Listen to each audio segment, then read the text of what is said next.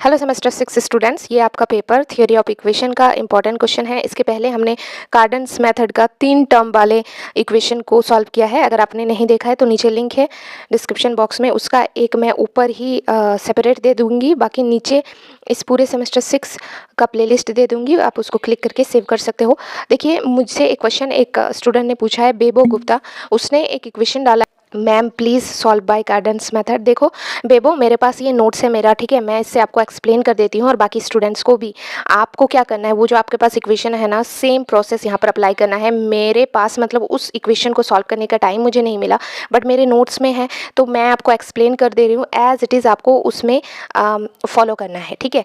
और वो भी आपका 4 टर्म वाला इक्वेशन है, ये भी आप देख सकते हो 4 टर्म वाला इक्वेशन है। तो हम लोग कैसे 4 टर्म वाले इक्वेशन से डील कर सकते हैं, आप इस क्लास में देख लीजिए, ठीक है।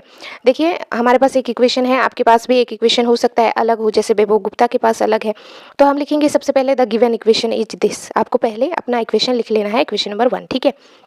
अब आपने क्या करना है, then we have a0 x cube के कोफिशिएंट हमें लिखने हैं। एक्स क्यूब का कोफिशिएंट हमें लिखना है, तो यहाँ पर देखो एक्स क्यूब के साथ कोई मल्टीप्लाई में है नहीं है, बट कुछ नहीं है, मतलब 1 है, तो a0 इक्वल टू 1 आ गया। a1 बराबर, यहाँ पर देखो एक्स स्क्वायर का कोफिशिएंट 6 है। a2 बराबर देखो यहाँ पर एक्स का कोफिशिएंट -12 है। a3 बराबर यहाँ पर देखो 32 है। समझ में आया आपको? चलिए, ये आपने लिख लिया। अब यहाँ पर और एक चीज़ देखिए, ये जो हमारे पास पूरा इक्वेशन है, ये पूरा इक्वेशन है, यहाँ पर देखिए सबसे अधिक पावर किस में है, एक्स के इस वाले इक्वेशन में 3 है ना। तो हमने n इक्वल टू 3 आपने लिख लेना है। उसके बाद हमारे पास एक फॉर्मूला होता है h is equal to -a1 बटे a0, यानी a0 इंटू n। तो यहाँ पर a1 का मान देख लो, यहाँ पर क्या है फॉर्मूला में, तो यहाँ पर माइनस है, देखो, तो हमने माइनस लिख दिया। और a1 का मान 6 है, तो हमने 6 लिख दिया, तो -6 बटे में a0n, तो a0 का मान देखो क्या है 1, तो 1 लिखा, इंटू n का मान देखो क्या है, n हमारे पास 3 आया, तो इंटू 3। इसको सॉल्व किया हमने, -2 मिला। समझे? वैसे ही आपने करना है। फिर हम क्या करेंगे, इसके बाद लिखेंगे now using synthetic division. Synthetic division क्या होता है, इसके पहले वाले क्लासेस में मैंने बहुत अच्छे से आपको प्रैक्टिस करा दी है, फिर भी यहाँ पर मैं करा रही हूँ, तो ध्यान से देखना। ये जो हमारे पास -2 आया है, इससे ही हमें डिवीजन करना है। -2 हम इधर लिखेंगे, और ये जो सारे कोफिशिएंट्स हैं जिसको हमने लिख रखा है, आप देख सकते हो 6 -12 32, इसको आपने क्या करना है, यहाँ पे लिखना है। 1 भी था ना एक्स क्यूब का कोफिशिएंट, तो हमने लिख लिया। अब आपने क्या करना है, ये जो 1 है एज इट इज़ आपने 1 लिखना है, ठीक है। और ये -2 को मल्टीप्लाई करना है 1 से, तो 2 इंटू -2 होगा, आपने लिखना है यहाँ। अब 6 से -2 चला जाएगा, 4 बचेगा, बड़ा है 6, तो 6 के आगे प्लस है, तो +4 बचा। समझे? अब आपने क्या करना है, -2 को 4 से मल्टीप्लाई करना है, तो -2 इंटू 4 -8 होगा, आपने यहाँ पर लिख लेना है -8। समझे? अब आपने क्या करना है, इन दोनों को प्लस कीजिए, क्योंकि माइनस और माइनस में प्लस होता है, तो 12 और 8 मिलके हो गया -20। ओके, बस अब आपने क्या करना है, फिर -2 को इससे मल्टीप्लाई करना है -20 से, तो ये हो जाएगा हमारे पास -2 इंटू -20, माइनस प्लस 2 इंटू 20 40, तो आपने यहाँ पर लिख लेना है 40, ठीक है। अब दोनों को प्लस कीजिए, 72, ये आ जाएगा a3। ओके, आगे चलते हैं। देखिए, अब हमें क्या करना है, -2 को मल्टीप्लाई करना है 1 के साथ, तो ये आ जाएगा -2, यहाँ पर 4 से -2 चला गया, क्या बचेगा +2, ठीक है। उसके बाद फिर आपने क्या करना है, इस -2 को मल्टीप्लाई करना है इस 2 से, तो ये आ जाएगा -2 इंटू 2 -4, सो -20 और -4 मिलके हो गया -24, ये आ गया is equal to a2। Okay, उसी तरीके से आपने क्या करना है, यहाँ पर 1 को एज इट इज़ लिख देना है, फिर -2 को मल्टीप्लाई करना है 1 के साथ, तो -2, तो 2 और -2 चला गया 0, ये इक्वल टू हो जाएगा a1 के, ठीक है। एक टर्म को आपको छोड़ते हुए जाना है। आप देख लीजिए, यहाँ पर हमने 72 को छोड़ा, यहाँ पर हमने -24 को छोड़ा, यहाँ पर हमारा a1 0 बन गया, और ये जो बचा हमारा, ये a0 का मान है, a0 बराबर 1 बना, ठीक है। अब आपको क्या करना है, ये जो सारे x के टर्म में है, ये जो सारे यहाँ पर x के टर्म में है, वो सब हम y के टर्म में लिखेंगे, ठीक है। लेकिन ये जो कोफिशिएंट है, कोफिशिएंट की जगह पर हमारा a1 a0 a3 जो हमारा सिंथेटिक डिवीजन के बाद हमें मिला है, वो हम लिखेंगे। जैसे यहाँ पर यहाँ पर एक्स क्यूब है, तो हमने वाई क्यूब लिखा, फिर प्लस यहाँ पर 6 है, तो 6 नहीं लिखेंगे, एक्स स्क्वायर, मतलब यहाँ पर हमारे पास, यहाँ पर हम ये 1 को पुट करेंगे, तो देखो वहाँ पर एक्स क्यूब था, तो हमने लिखा वाई क्यूब, फिर प्लस 6 एक्स स्क्वायर था, बट हम 6 तो लिखेंगे नहीं, तो हम क्या लिखेंगे, a1 का मान लिखेंगे यहाँ पर 0, और एक्स स्क्वायर था उसको लिखेंगे वाई स्क्वायर। समझे? अब देखो प्लस था, अब यहाँ पर देखो इस इक्वेशन में क्या था, यहाँ पर -12x, ठीक है। तो अब यहाँ पर हम क्या करेंगे, इसकी जगह पर 12 तो लिखेंगे नहीं कोफिशिएंट, हम लिखेंगे इसके कोफिशिएंट को -24, ठीक है। तो माइनस और माइनस -24y + 72, ठीक है, इक्वेशन नंबर 2।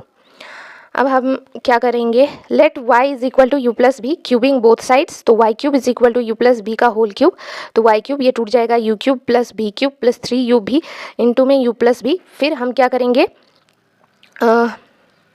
फिर y³ हो गया और सारे इक्वेशन को हम उस साइड लेके चले जाएंगे, तो ये माइनस में आ जाएगा, तो -3ub इंटू u + b, और ये u³ भी उधर चला जाएगा तो -u³ और v³ भी उधर चला जाएगा तो -v³ = 0। अब आगे देखो, यहाँ पे y³ -3ub और यहाँ पर u + b की जगह पर y माइनस, हम कॉमा ले लेंगे यहाँ से माइनस, तो ये इसके अंदर होगा u³ + b³ = 0, इक्वेशन नंबर 3। अब फ्रॉम इक्वेशन 2 और 3 को हम कंपेयर करेंगे, देखो कैसे, मैं यहाँ पर बताती हूँ। ये हमारा इक्वेशन 2 है और ये हमारा इक्वेशन 3 है। अब देखो यहाँ पर ये जो y वाला टर्म है, ये y वाला टर्म है, तो इससे कंपेयर करके हमें क्या मिलेगा कि जो -3u भी है ये बराबर होगा यहाँ पे -24 के। और एक कंपेयर करेंगे, यहाँ पर देख लो, u³ + v³ = क्या होगा, 72, ठीक है। तो इस तरीके से हम यहाँ पर देखो कंपेयर करेंगे, और u भी क्या होगा, u भी यहाँ पर आप देख सकते हो, 2 और 3 इक्वेशन हमारा क्या है, एक सेकेंड, यस, u भी देख लो, u भी हमारे पास ये है ना, ठीक है। तो u भी बराबर क्या होगा,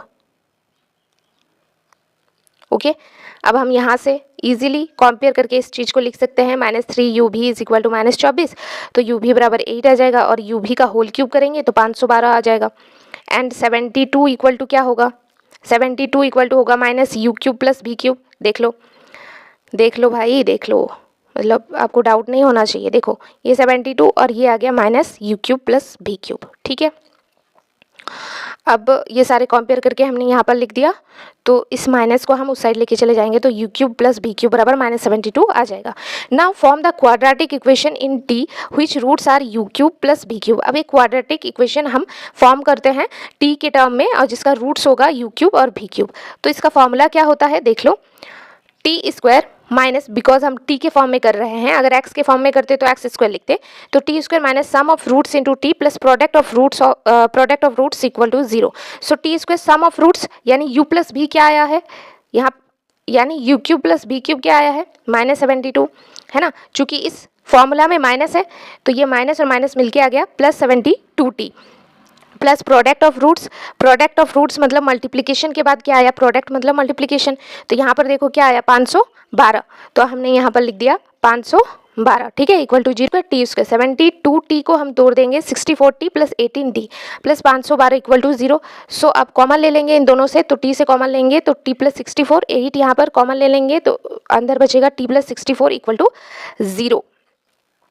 अब यहाँ पर देखो दोनों कॉमन में आ गया ना, t + 64, तो इसको हमने लिख लिया, और ये t + 8 लिख लिया = 0। अब यहाँ पर हम कंपेयर करके t = -64 और t = -8 निकाल सकते हैं। अब u³ = -64, तो u = क्या होगा, -4, v³ = -8, तो v बराबर क्या होगा, -2। अब y बराबर क्या था, u + b, तो यहाँ पर हम मान बिठा देंगे, वैल्यू बिठा देंगे, -4 - 2 = -6। अब जो हमारे पास ये -6 आया है, इससे हम सिंथेटिक डिवीजन करेंगे अगेन यूजिंग सिंथेटिक डिवीजन, तो ये -6 और ये जो हमारे पास 10 - 24 कहाँ से, -6 से हम सिंथेटिक डिवीजन करेंगे इनके कोफिशिएंट को। देखो इसका कोफिशिएंट 1 है, इसका कोफिशिएंट -24 है, इसका कोफिशिएंट 72 है, ठीक है। यानी दूसरा वाला जो इक्वेशन हमने बनाया था उसके कोफिशिएंट को हम यहाँ पे सिंथेटिक डिवीजन करेंगे। देखो वही रूल है, सबसे पहले 1 को लिख लेंगे, फिर -6 × 1 -6 और 0 में -6 बचा रहेगा, फिर -6 को हम मल्टीप्लाई करेंगे -6 से, तो ये हो जाएगा +36, और ये आ जाएगा 12, प्लस माइनस में माइनस, 36 से 24 चला गया, 12 बड़ा है 36, तो 36 के आगे प्लस है तो +12। उसके बाद -6 को 12 से मल्टीप्लाई करेंगे तो ये आ जाएगा -72, ये आ गया हमारे पास 0। तो हमें क्या करना है पता है, दूसरी बार जब हम सिंथेटिक डिवीजन का अप्लाई करेंगे, यूज़ करेंगे, वहाँ पर हमारा एक ही टारगेट होना चाहिए कि एक टर्म को हमें मिस करना है। तो ये एक टर्म मिस हो गया ना, 0 हो गया ये, अब हमारे पास क्या बचा बताओ, y square minus 6y plus 12 equal to 0 is the factor of y cube minus 24y plus 72 equal to 0। अब हमारे पास इक्वेशन क्या है, this is our equation, y square minus 6y plus 12 equal to 0।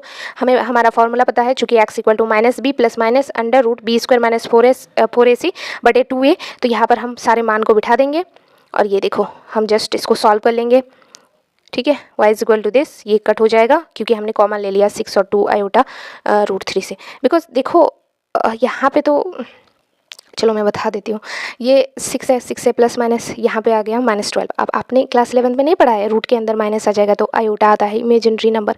तो इसको हम कैसे लिख सकते हैं बताओ, 12 आयोटा इस तरीके से लिख सकते हैं ना, तो इसलिए आयोटा आया। अब यहाँ पर आप इसको कट करोगे, सॉल्व करोगे तो आपके पास ये आएगा। तो देयरफॉर हमारे पास क्या हुआ, therefore the required roots are -6 -2 और 3 प्लस आयोटा रूट 3 -2, अतः -8 1 प्लस माइनस आयोटा रूट 3। तो हमारे पास आंसर क्या आया, -8 1 प्लस आयोटा रूट 3 और 1 minus iota root 3। This is our solution, ठीक है। कल इसको भी मिलते हैं नेक्स्ट पार्ट में, बाय बाय।